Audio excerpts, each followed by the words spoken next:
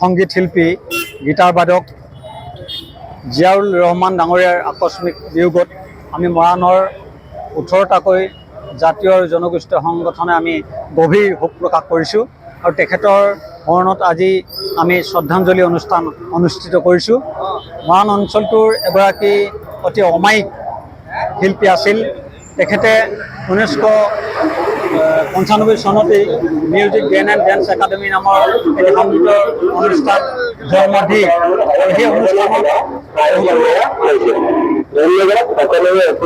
আমাৰ ছাত্ৰ ছাত্ৰীক গীটাৰৰ শিক্ষা দি যথেষ্ট উপকৃত কৰিছে আৰু এইগৰাকী জিয়াউৰ ৰহমানৰ মৃত্যু কেৱল মৰাণবাসীৰ বাবেই ক্ষতি নহয়, সমগ্ৰ ৰাজ্যখনৰ সংগীত ক্ষেত্ৰখনৰ কাৰণে এক অপূৰণীয় ক্ষতি বুলি আমি অনুভৱ কৰিছোঁ আৰু তেখেত য'তে আছে শান্তিৰে থাকক, তাৰ বাবে আমি ভগৱানৰ ওচৰত প্ৰাৰ্থনা জনাইছোঁ।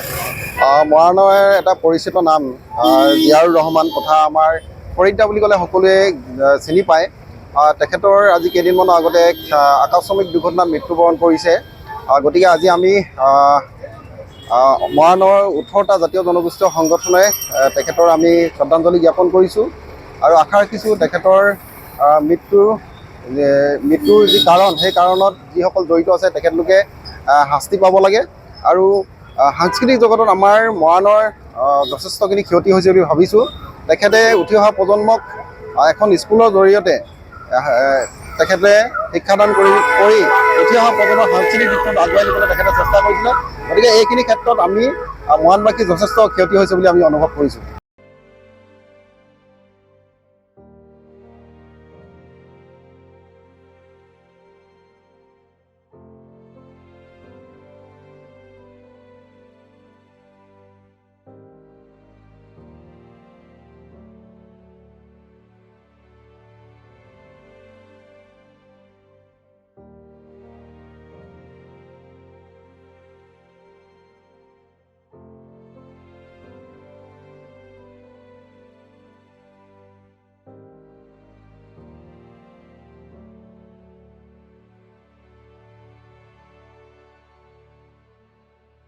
যিকোনো খবৰৰ বাবে যোগাযোগ কৰক 7099017330 অথবা 7099017990 নম্বৰ।